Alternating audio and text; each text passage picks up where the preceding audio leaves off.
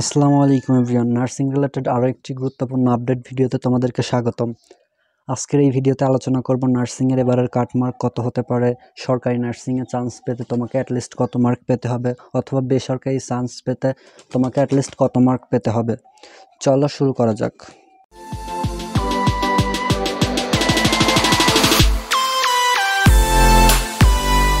তোমাদের অনেকেরই স্বপ্ন থাকে নার্সিংয়ে পড়াশোনা করার।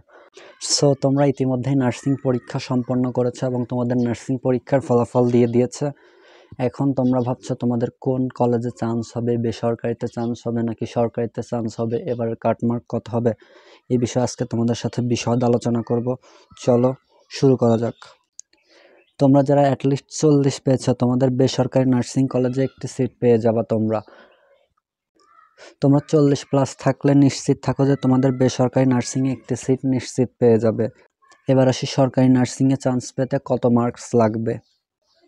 অ্যাটলিস্ট 65+ পেলে তোমরা সরকারি নার্সিংয়ে একটি সিট পেয়ে যাবে। সরকারি নার্সিংগুলোতে 65-এর নিচে কখনোই মার্কস আসে না। রেজাল্ট অনুযায়ী মার্কসগুলো হয়, কিন্তু এবারের রেজাল্ট অনুযায়ী তোমরা অ্যাটলিস্ট 65+ পেলে তোমাদের সরকারি নার্সিং কলেজে একটি সিট তোমরা নিশ্চিত পেয়ে যাবে। এবার আসি নার্সিংয়ের আসন ও কোটা নিয়ে। 2024 সালে ছেলেদের জন্য কতটি কোটা রয়েছে এবং মেয়েদের জন্য কত % কোটা রয়েছে সেই বিষয়ে। প্রথমে আসি বিএসসি নার্সিং নিয়ে। বিএসসি নার্সিং হচ্ছে শুধুমাত্র যারা বিজ্ঞান বিভাগ থেকে পাশ করেছে তারাই আবেদন করতে পেরেছে এবং তারাই পরীক্ষা দিয়েছে। এখানে মানবিকের কোনো শিক্ষার্থী পরীক্ষা দিতে পারে না। বিএসসি নার্সিংয়ে ছেলেদের জন্য 10% কোটা রয়েছে এবং মেয়েদের জন্য রয়েছে 90% কোটা।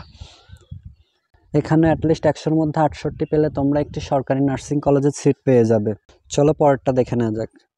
এখন আসি diploma in nursing. Diploma in nursing এই সেক্টরটিতে কমার্সের স্টুডেন্ট এবং আর্টসের স্টুডেন্ট উভয়ই আবেদন করতে পারবে এবং বিজ্ঞান বিভাগের শিক্ষার্থীরাও এখানে আবেদন করতে পারবে।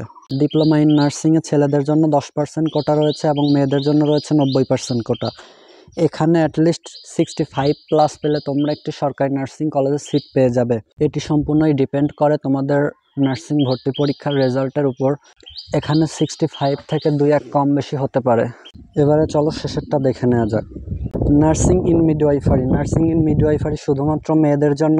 এখানে 100% কোটা রয়েছে মেয়েদের জন্য, ছেলেদের জন্য এখানে কোনো আসন বরাদ্দ নেই।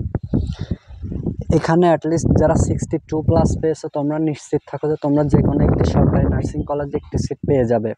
এখানে ছেলেদের কোনো কোটা নেই, সম্পূর্ণ কোটাই মেয়েদের জন্য।